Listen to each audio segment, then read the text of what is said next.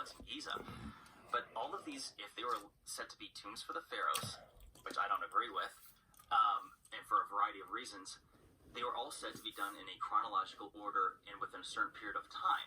And I'm like, when you're talking tens of millions of stone blocks in aggregate, because like the Great Pyramid is 2.3 million, you have the other couple that are a couple million a pop, and then does include all the other tens of millions of blocks that make up statues, casing stones, other buildings.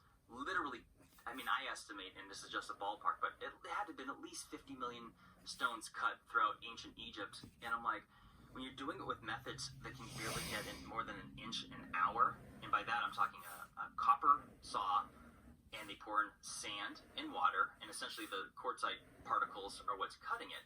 But Joe, it's so slow, and not to mention the precision is nowhere near it.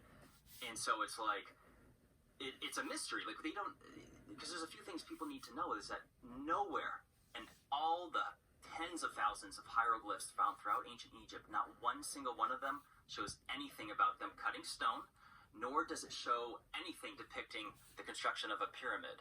Well, we lost a lot during the Library of Alexandria burning, right?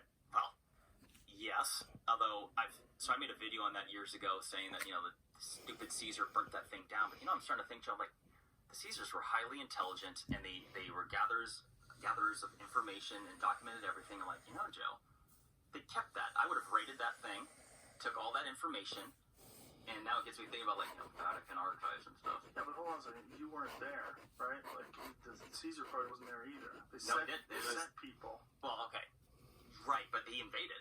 Yeah, they invaded, but do you think, like, he was there? Like, they probably had a bunch of barbarians at the helm, and these savages were bloodthirsty, and they're getting crazy and killing people and